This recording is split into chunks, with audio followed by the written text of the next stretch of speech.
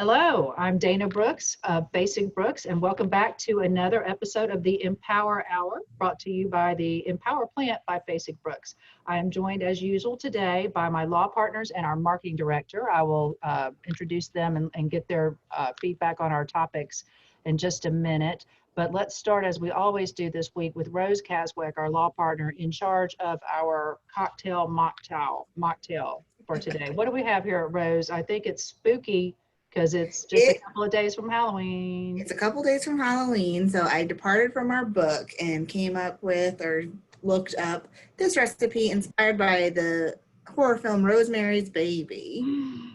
A woman gaslit by her satanic neighbors and husband into having Satan's child. So, starring Mia Farrow, who is also a interesting lady. She's very interesting. She deserves some attention every now and then from the EmPower Plant. Are you supposed to what is this? It's rosemary? It's got gin, pear juice, lemon juice, and rosemary infused simple syrup, and then a garnish. That sounds good. This is delightful. Thank you, It's getting me in the mood for the holidays with the rosemary. That smell, that's familiar. Very aromatic. Yeah, you can tell if you drank this whole thing, you'd be probably acting like Rosemary's Baby. That's a sipper. Rose, That's another why don't sipper. you drink one of those and then meet us at happy hour after this, Rose? Please. Yeah, we're trying to peer pressure Rose into doing something she doesn't want. And we don't do that at the EmPower Plant. I'm empowering you, Rose, to come be friends with us and hang out. I'm empowered to say no. She feels empowered to for women. Yeah, she feels empowered to erect and maintain her boundaries, and I want to support Rose in that. So absolutely. Y'all, tonight the topics. A couple of things. I'm wearing my bright pink because this is our last EmPower Hour of October, which is Breast Cancer Awareness Month. So that deserves just a little bit more repetition, a little bit more reinforcement on just a little bit of information you may not have, some statistics, and then some resources, and then just a little bit of sharing about how that may have impacted some of us on the panel. We care about you, we care about your breast health, your general health, and we want you to take care of yourself so you can be on with us for many, many more EmPower Hours. Then after that, we're going to cover what we talked about last week because our recording got corrupted and we weren't able to share that video, but it was pretty important and it keeps coming up over and over again. It's highly relevant, and that's the number of women leaving the workforce due to COVID, the additional COVID responsibilities. So I want to talk about that, get it out in the open, let everybody know, let's normalize that, let's own that, and then let's look for some solutions or at least some modifications so you don't have to completely drop out of the workforce and take the hit that will follow you for many, many years if you do decide to do that. So welcome today to, let me start with Carrie Roan. Carrie, let's talk first about breast cancer and how that has impacted you in your life. I've been lucky that I haven't had any family members pass away from breast cancer or have any major battles with it, but I have had a very good friend of mine pass away. She's my age, and she had children my children's age and left them too young. And another friend of mine had the same type of breast cancer that Kathy had, and her name is Karen, and Karen fought it for 4 years and she wound up surviving. So I've got friends on both sides, the survival and the opposite. And it touches you very closely and you feel kind of helpless. But I don't have much more to contribute other than going through the pain of losing a friend, a close friend. Well, you went through a little minor inconvenience and pain this week, though, didn't you? in taking steps to protect your breast health. What did you do this week? Listen, that machine, the mastectomy machine, I don't know what you call it. Mammogram, not mastectomy. The mammogram, yeah. So the mammography machine or whatever. Oh, yeah. I mean, that thing is out of the medieval times, right? So I'm extremely small. And it mashes you down like a pancake, right? From this way to that way. But it sucked into my chest cavity. And I swear to God, it had my ribs and part of my heart sucked into the machine. Yeah. So I'm all arms around the machine, face smashed up against it. I can't get close enough. They can't get enough freaking meat in the machine. I'm right there with you. It's ridiculous. It's ridiculous. I swear to God, I said this earlier in another EmPower Hour, but I swear to God, if a guy's testicles had to be in that machine, there would be a different machine. That machine would not exist. It would be like a pillow of Yes. Oh, yeah. Gentle massage. Yeah, they would get drinks Gentle and massage. cigars. Yeah. Right? It's ridiculous. So I we think all have that's to the do new it. cause, raising Yeah. money for a better machine. Yeah. Right? Yeah. Right? So we all have to do it. I mean, you know, it's a necessary evil, but Yeah. at least you can try to laugh about it and encourage everybody to do it. Yeah. No, it's important. And I went not terribly long ago, and it was the first time I was able to get a digital one. And what was interesting about that is I don't know if it just picks up more or what, but I got a call back. I was like, oh, what is this? You know, you hate getting the call back. Yeah. And then I went back and for some more imaging, it was fine. We're going to do a little bit of surveillance, wait and watch, and have it repeated at 6 months. Because I mean, it's a lot of radiology. I don't want to have a lot of radiology for no reason. So I want to get the best imaging I can and get the best information for it. But yeah, nobody enjoys it. It's not fun, but it also doesn't last forever. And you'll be glad you did if it does reveal something so you can get on it faster. Kimmy, what about you? Have you had any experience with that you would like to share, or you know, have any concerns, you know, about it as a, you know, young mother or a friend or daughter of people who've been involved in it?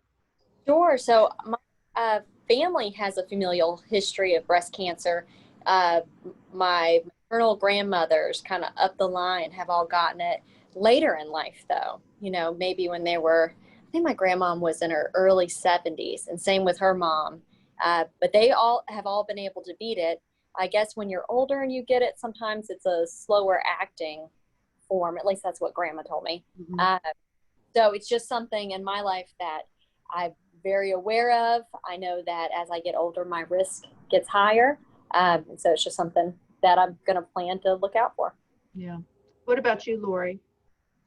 My history is similar to Kimmy's, and but it's my aunts and my great aunts. My mom has had lots and lots and lots of lumps, like constantly, but fortunately none of them have come back to be cancer. It's just kind of a constant process for her, and they were all later in life as well, Right. and they had other things going on as well, and I was reading today that, you know, and you mentioned earlier, the longer you live, the higher chances of getting some form of cancer or whatever. And but it is pretty prevalent in my family as well. Yeah, that's something that just kind of a little antenna you have up maybe Yes. that suggests you can't be cavalier about this. You've got to be quite vigilant about your health. Mm-hmm. Yeah, thank you for sharing that. Rose, you've got some family issues. I think you've talked about that in the past where it's affected you to someone very close with you. Is there anything you'd like to share with us? Yeah, my mother had breast cancer when she was in her late 50s, and turns out the BRCA1 gene mutation runs in our family. I was tested and was negative, but it was an interesting sort of thing for that to go throughout the family, and like my, you know, maternal cousins and aunts all got tested as well. My mom had already been through menopause, so she just decided to do the full Angelina Jolie, take it all off, take it all out, because it affects your gynecological risks too of getting ovarian or uterine cancer or something like that as well. That same mutation. And so I think the hardest, I mean, not the hardest part, it's all hard, but the part people don't think about, the prolonged part, is kind of the reconstruction aspect of it. Because if you've had radiation, your tissue is brittle. It's not going to stretch and do the things that you need to do to get the reconstruction. You've got to have all those expanders and all that draining and all that time to get an implant. And then, you know, my mom was never, still isn't, she's not a, you know, material vain, you know, cares about her looks kind of person, especially. So to go through all that for her, to maintain, just so she wouldn't be looked at like a freak, I guess, more than anything, to look normal, was quite a thing for her to endure. And she still hasn't finished it. I don't like you're supposed to get your nipples tattooed back on or whatever. Yeah. And yeah, so it's just kind of a never ending thing, it seems like. Yeah. Yeah. My experience with it has been through our clients.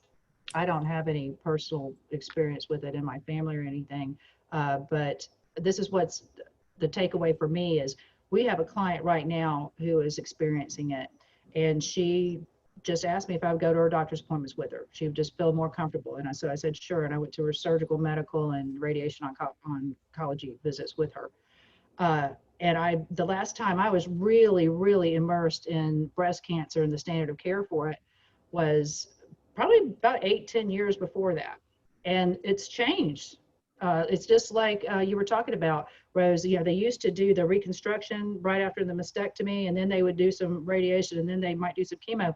And then, sometimes that beautiful surgery would just fall apart once it was radiated. So now it's a much longer drawn out process. There's the mastectomy, and then the preparation for, the reconstruction, taking that flap out of your back, and it sounds excruciatingly painful. Mhm. And then that has to heal. And I think that has to wait a long time. You have the radiation, and they wait like up to a year, maybe more than a year, to make sure the tissue is able to, withstand this pretty major reconstruction surgery. So it is a long process to treat invasive breast cancer. And it's so scary. So what I encourage people to do, if you do get this diagnosis, make sure that you are getting relevant information.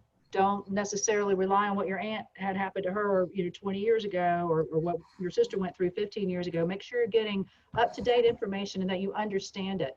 Ask questions. So if someone gives you information, so this is the treatment plan, but you don't understand why, it doesn't make sense to you, ask questions. It's their job to communicate what their plan is to you in a way that you can understand it. You can weigh the risk, the benefits, the alternatives, and you can make an informed medical decision about your own health. So if you're not with a doctor who's doing that, reach out to people. We can hook you up with some doctors or give you some referrals, but make sure you're with a doctor who's listening to you. Let's just go ahead, Lori, if please. you don't mind. What is the situation in which someone's going through this and then they need your help as an attorney, as medical malpractice? I'm curious. Yeah, a lot of times people will do that. Sometimes they're just scared and they just want somebody to kind of say grace over their doctor's proposed treatment plan. Mhm. We can't do that. We're not doctors.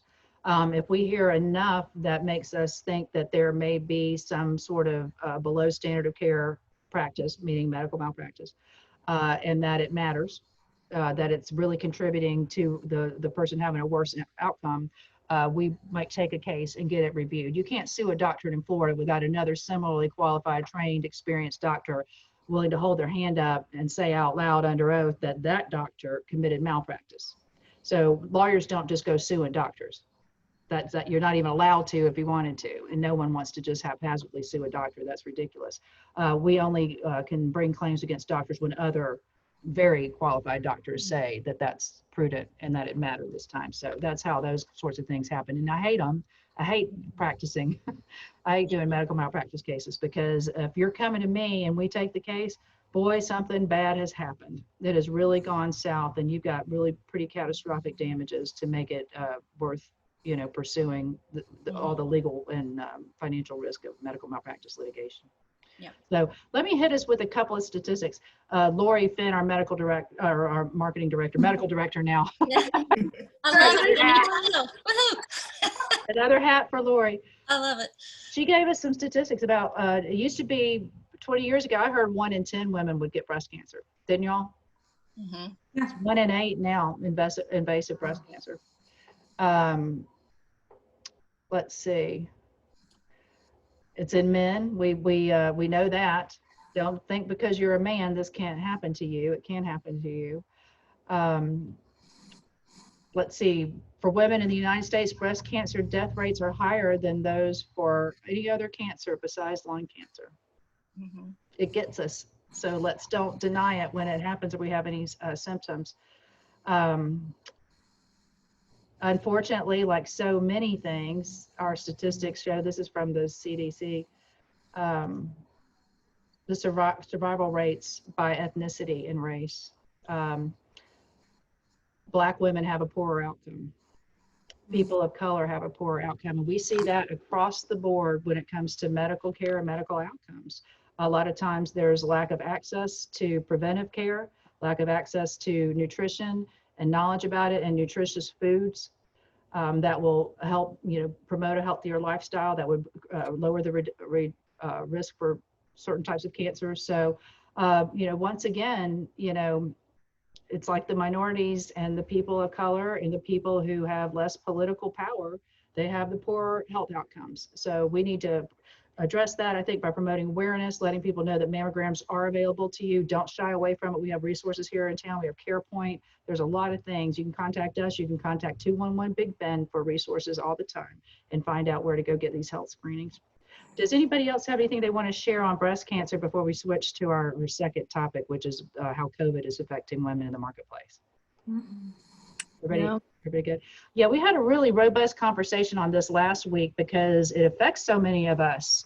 You know, Rose and I were on our high horse thinking we got to opt out of all this because we don't have little children at home and things like that. But it's affecting a lot of women. And of course, women, Rose and I are women, so that affects our status. You know, when a woman's status is diminished across the board, we all go down with it. Just like we all come up with a rising tide, we all go down with the lower tide. But I wanted to hear from Kimmy and then Carrie and Lori, because they are working professionals with the same responsibilities they had before COVID, but they've got kids in the house, they've got homeschool, they've got other commitments. What's going on with y'all? Kimmy, let's start with you. Yeah, we got those babies at home. Woo! So I have a 4-year-old and a 1-year-old. And so when both my kids are in school, but when somebody in the daycare gets COVID, of course it gets shut down. And then all of a sudden you get that call that 1, your child might have been exposed, but 2, you can't bring them back for 2 weeks. And then we have to scramble to figure out how we're going to handle that daycare situation. But Yeah, and someone like you, you're married to another attorney professional.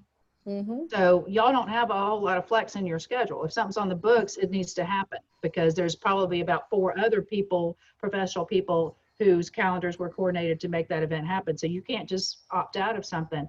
But even if you have parents, like I think you're fortunate enough to have your parents in town, sometimes we can't bring what our children are exposed to around our parents. So you can't always rely on that multi-generational support. Are you finding that at all?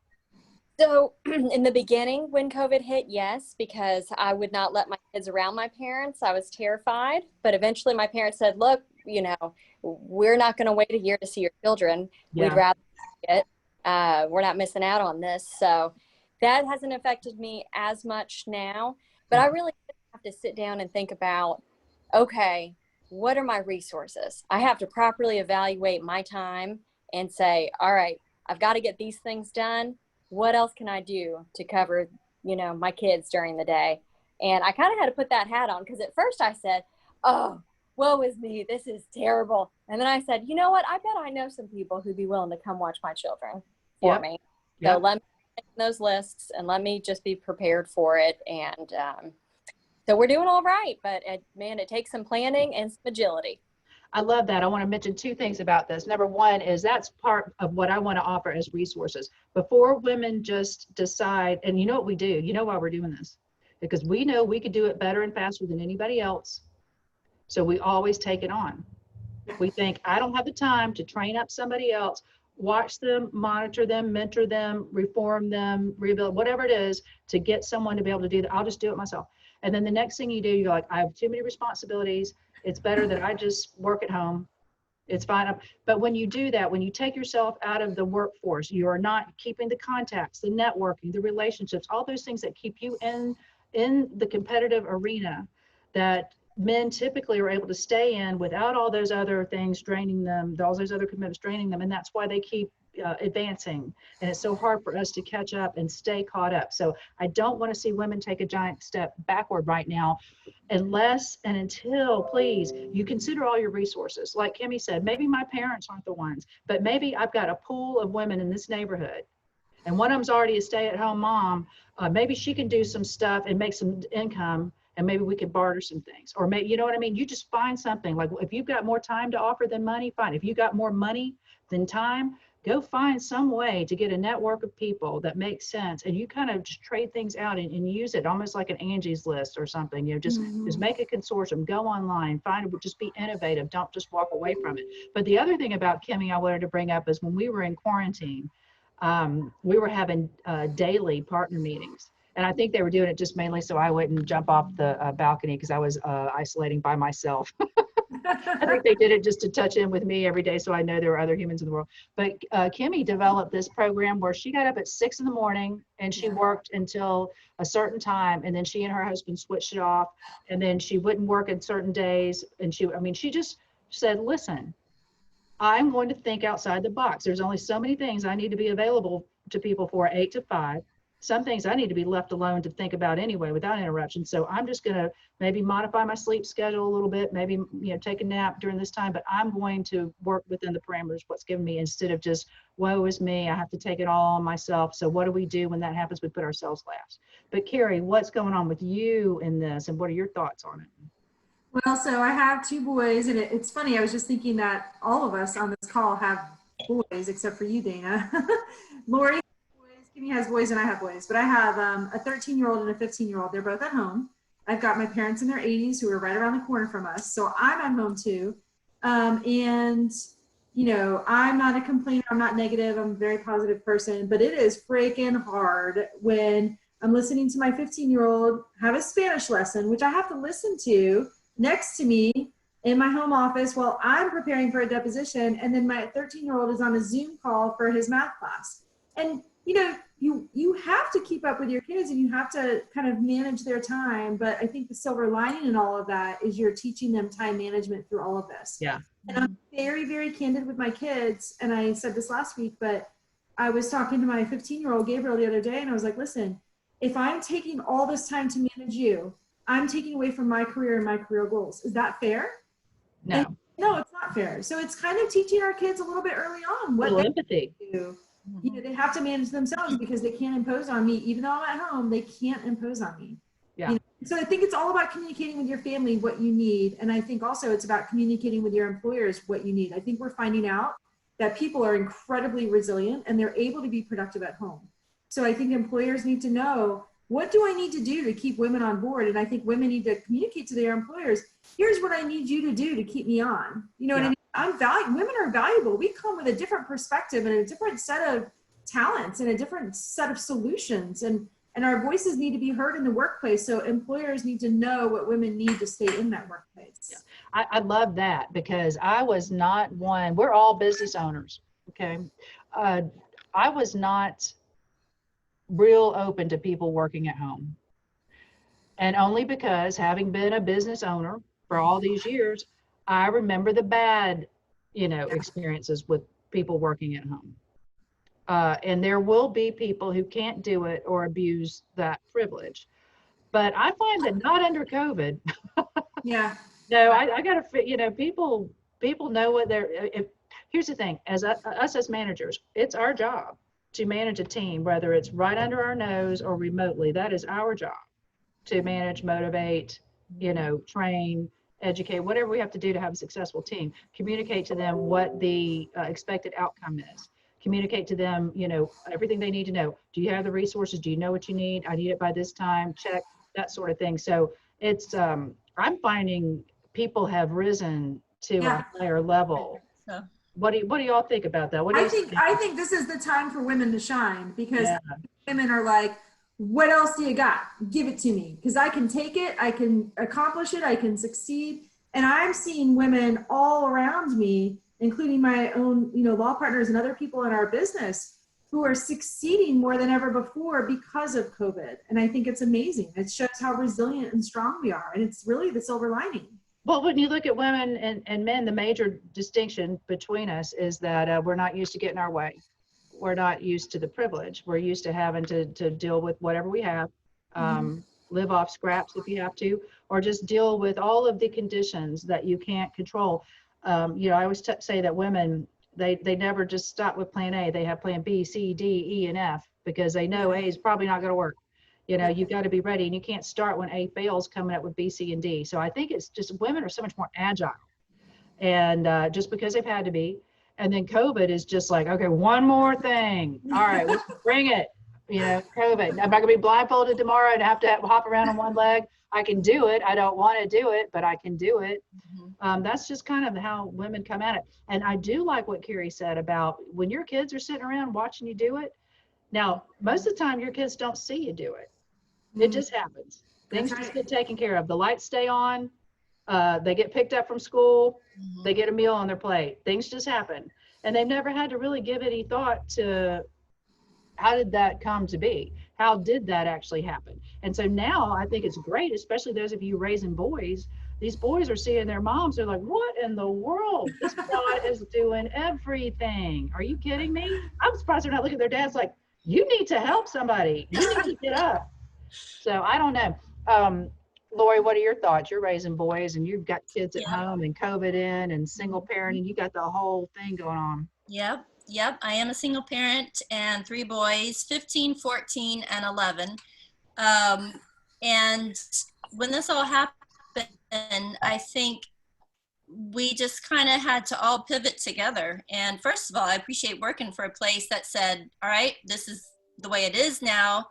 Work from home. Let's check in. Let's, do what we got to do. And I was able to kind of focus on my kids, get them ready for school. But at the same time, throughout the day, it's like Carrie said, you're hearing them, do all these different things. And although I can focus when I need to focus, when it's your kids, you can't help but like keep monitoring every word they say and every move, and micromanage that because it's your kids. Yeah. And so it took a little while to get used to that. But my kids, I have to say, they did a great job of making their own lunches. And, I said, here's all this. I cannot make your lunches. You are going to have to do that yourself. Here's your breakfast stuff.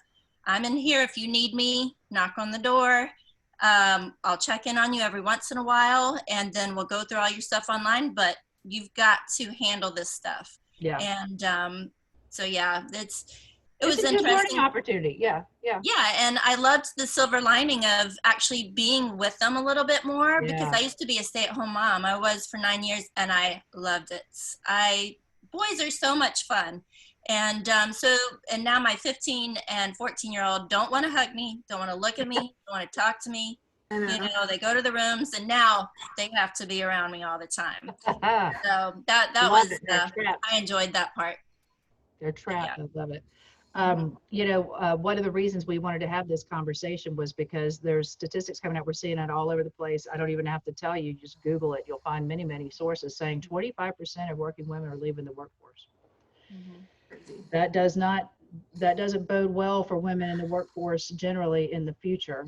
I No. don't think it's the highest, best use of their resources, but I think maybe there's a lot of women just still trying to do it the old way and are not really embracing the resources that are out there for them. Now, Rose and I we live alone with animals. And I don't think Rose's animal is any more cooperative with her while she's trying to work than mine are with me. So Rose, what is your experience trying to work? I noticed, I will just say this first. We have a COVID crew. When we all left with quarantine, a lot of people just never came back, but just a core COVID crew came back, and they have changed the entire culture of this law firm. I feel like I should not stop by without calling first to make sure it's okay Right. to stop by. Rose is part of the core COVID crew. They have they watch these shows together. They eat a certain way. You really do feel like you're, just kind of imposing on the little dynamic they've got going on. But Rose, I don't know if you come to work to escape Jezebel, your cat who's hostile to you. What's going on with you and your COVID mentality and mental health? Oh, it's terrible. But I want to talk about something else. Yeah, I mean, I just couldn't stay in my apartment all day, every day with the cat in the dark. So I came back. But I think part of what we're talking about with women being creative and with people being creative is kind of like the advanced level of what women and moms especially have always had to do. Like kids, Yeah. What are you going to do? Can you take them to work? Depends on your workplace. Can you flex your time? Can you do this? Like my mom worked in a microbiology lab when I was a kid. So if she needed to take me to work for a day because of whatever, that was not the easiest place to keep a kid entertained. Like, here, have this 1992 Apple computer like with these test tubes, So obviously now with COVID, you can't do that every day, but you've got to do the next level. What's the next creative thing? What can I do? And I was actually reading, there's a advice column on Slate called Care and Feeding. That's a parenting advice column. And every once in a while they have a feature called Ask a Teacher. And right now, obviously, it's all how do we deal with in-person versus Zoom versus keeping up with the lesson plans and the supplies and this and that. And there were some interesting suggestions in there of, you know, it always depends on your resources, financial and social, I guess, but people are doing pods, like where they get their, you know, 3 or 4 kids who are in the neighborhood who can go to different people's houses on different days. So that frees up the rest of the parents. Like if you can flex your time so that you can take one day off, that's your day with the pod. And then the rest of the days they're at somebody else's house. I guess some of the like organizations, like after school type organizations, like Big Brothers, Big Sisters have low cost, like they'll watch your kids while they Zoom. Like it's nowhere near the level of, you know, a real daycare where you're paying out the nose because they're just watching them while they're already being supervised by their teacher. Yeah. Somebody has to keep them in their seat and hydrated, you know? So there are some low cost solutions if you look for them. Yeah, I love that. We posed this to the group, the EmPower Plant group, and some people had some very good, interesting solutions. Some of the moms said, you know, I need to work. I have an ability to make money. I want to pay somebody to do this homeschooling stuff for my kid. First of all, I'm about to kill them. Secondly, it's sucking my time and my concentration. So she hired one of these teachers who doesn't feel comfortable going back to teach. You know, and so that teacher has decided they're going to take small classes. They're going to be in an environment, you know, where they can social distance or whatever they need. I'm a big proponent of seeing if you can use churches. You know, churches are sitting empty most of the week, and they have playgrounds, they have activity rooms, they have classrooms, they have all the resources that are needed. I don't see why we can't do some kind of a public, you know, private partnership to maybe have people teach our kids and set up computer labs or whatever and teach, and so they can still get instruction, you know, healthy outside exercise that sort of thing. There's just a lot of ideas that I would like for people to consider before they just decide to leave the workforce and put themselves on that track where they're never going to get back to that earning level that they need sustained over a long time. I've heard a woman, you know, it's kind of like Rose was talking about, she had to get out of her apartment. She had to come into the office. There was a woman I heard interviewed. She was stuck in Manhattan in a 600 square foot apartment. Her and her 7-year-old little boy who's trying to homeschool. She's trying to work on her computer. He's feet away from her, like Carrie was talking about in her house. And his headphones didn't work, so she had to listen.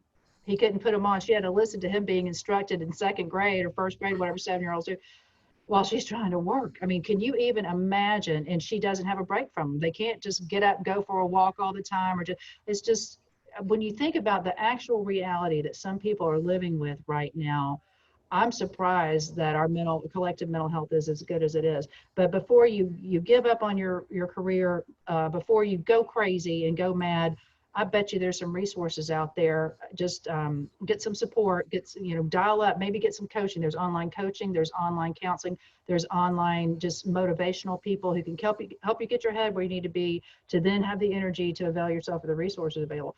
This is the other thing.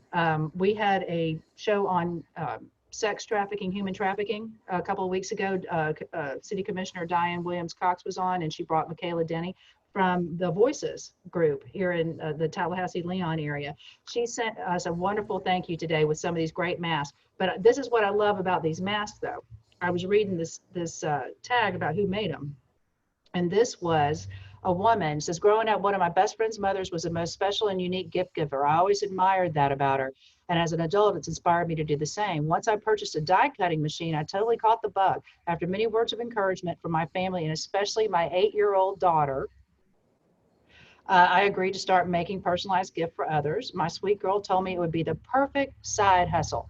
Her 8-year-old daughter told her what a side hustle is. So now she makes these masks because that's hot right now. So she's able to be with her daughter. Her 8-year-old daughter encouraged her, and her brand is called MSH, Mama's Side Hustle. Yeah. Isn't that cool?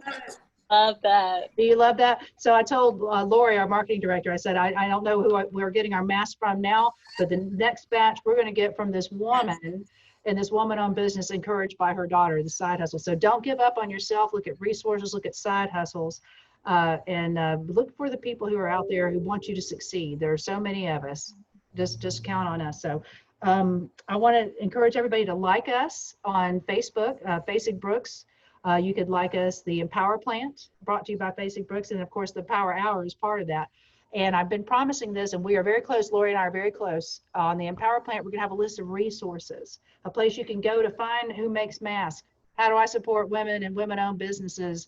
And when I need masks, or you know, my kitchen redone, or a landscaper, or a contractor, or a plumber. Just anybody who is a woman-owned business or support women effort. I mean, you're talking right now to a predominantly women-owned law firm, personal injury law firm. You know, helps people who are hurt by somebody else's negligence. So we want to promote each other and promote what we do and promote people who love us and want us to do our best. So let me go around one more time for some closing notes, and let me start with Carrie. You know, one of the things I was just thinking of when you were talking is I think that what's going to come from this COVID era is more opportunity for women to be in the workplace and in professional positions, because it used to be that you were frowned upon if you left work to go home and breastfeed your baby, or go to the daycare and breastfeed your baby. And that was like a big to-do, like, oh my God, she's never going to succeed if she has to do that.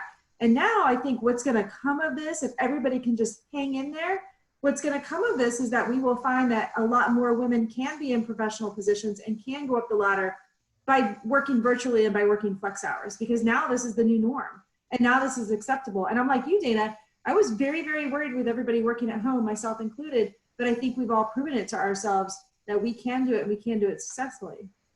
Yeah, and like you, Carrie, from where you live and where we work, you're getting what, about an hour and 10 minutes back in your day, just not driving to and from the office? Yeah, right. I'm much more productive at home. Yeah, and you probably don't put on hair and makeup every day now. No, not at all. So that's another, what, 30, 45 minutes of your life you're getting back. Now, these are things that the travel might affect them in, but the hair and makeup and stuff doesn't, you know? Yeah. So, I mean, it's just so many things that I think, I call them COVID silver linings. I just think there's a lot of them. Kimmy, what are your thoughts on this? What are your closing thoughts for today on our two topics and what you want people to know? Just an encouragement to check those boobs and go get your mammograms. And also, oh, sorry, my husband's trying to call me. And also keep going. I know it's tough. I've got the 4-year-old and the 1-year-old. And so all those mamas with little kids, I understand it. But take a minute and look around and see what your resources are, and other people that might be able to help, because I'm sure there are people who want to help. Yeah. And I encourage people like Carrie, Kimmy, Lori, all of us, when you get those little secrets, when you get a nugget that you know, that's helping you, share it with people. I want you to, you know, post it on the EmPower Plant. Send one of us an email. We're all our names at fasigbrooks.com, except for Carrie. I think you're C. Roan, aren't you? Yeah. Anyway, you can look, you go to our website, fasigbrooks.com. All of us are listed there. You can send us a direct email. Reach out to us anytime, because we want to share what's working, because we don't know everything. Lori, what are your final thoughts today? I have a couple. So while I was talking, I realized how fortunate I am that my children are older during this time. Mm-hmm. And there are so many women out there with younger kids, and it's really hard for them. And, you know, I just want to encourage them. To me, something that keeps popping in my head is you get very frustrated easily. It's a high stress time, and you start snapping and this and that, and it's so easy to do, and none of us want to do that, but it's a lot. So please reach out to any resources you have to just talk. I want to encourage you in our group, in the EmPower Plant, if you need help, if you are struggling, just say, man, I am struggling. I need help. Can you guys tell me, give me some pointers. I need help. Reach out. We will try to connect you with some resources. If you do know resources, post them on there. Yeah. And use this forum as a way to kind of reach out. Yeah. And yeah. You know, and something else I want to encourage people to do is, you know, if you are short and you do snap and you aren't your best self with your children or your significant other or your law partners or your employees, whatever, own it. You know, when you're calm and you've got, you know, yourself, you know, calm down or whatever, just say, you know, I'm sorry. that wasn't, I wasn't my best self. I wish I would have handled that differently. This is what I wish I would have done. That's okay. There's strength in that. So don't ever be afraid to model how a grown-up should own their poor behavior and try to mitigate it. So I think that's a for that. wonderful thing. I I needed to hear that. Thank Show you. them you're human. Yeah. Yeah, I've always done that with my kids, and I try to get them. They still haven't quite gotten that down yet, but I feel like maybe one day when they're grown up, they'll remember that, you know, when mom snapped, she at least came back later and was like, I'm sorry. Yeah. It's not how I wanted it to go. Yeah. You know. Yeah, that's like I said, I say all the time, I've got one child, she's a 26-year-old adult woman, but I still make those same parenting mistakes. There's no finish line with parenting. Does everybody know that? Doesn't matter if they're married, doesn't matter what they do, there is no finish line. It goes on forever.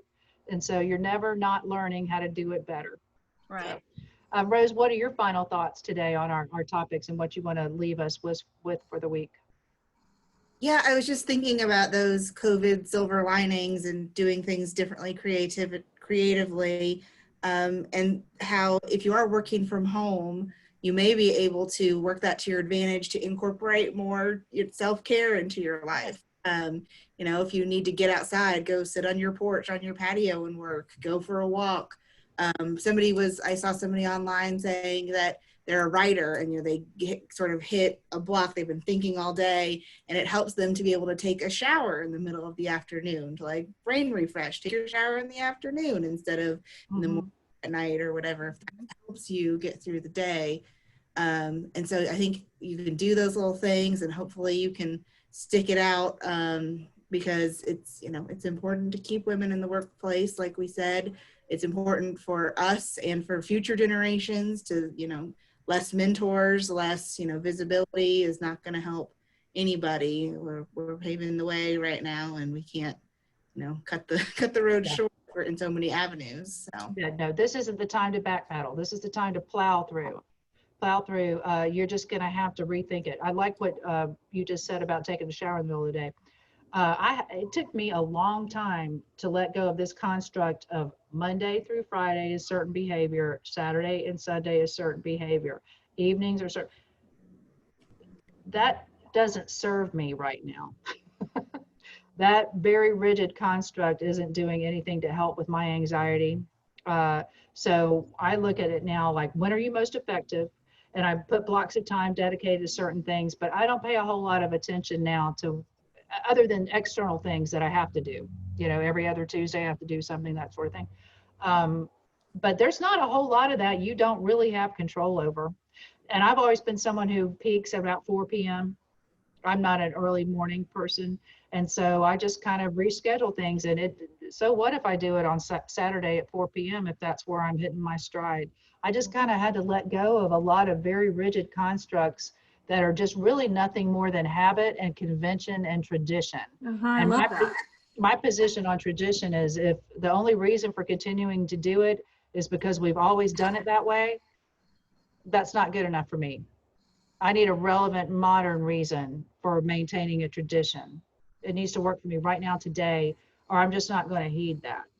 So it's just kind of open your mind, think about things differently, free yourself of rigid beliefs and constructs that just don't serve you now. So I want to thank all of our people tonight: Lori Finn, Rose Caswick, Carrie Roan, Kimmy Hogan. I want to thank, as always, our production manager, Greg Bird, which you don't ever see, but he's behind the scenes doing this all, promoting it, inviting everybody, sharing our content. And I want you to give us some feedback, please, about topics. What do you want to talk about on the EmPower Hour? Let us know by posting on the EmPower Plant by Fasig Books. So have a wonderful week. Trick or treat. I hope you have more treats than tricks. Go vote. Turn your clocks back and enjoy an extra hour's sleep. And we will see you next week. Hey. Goodbye, everyone. Bye.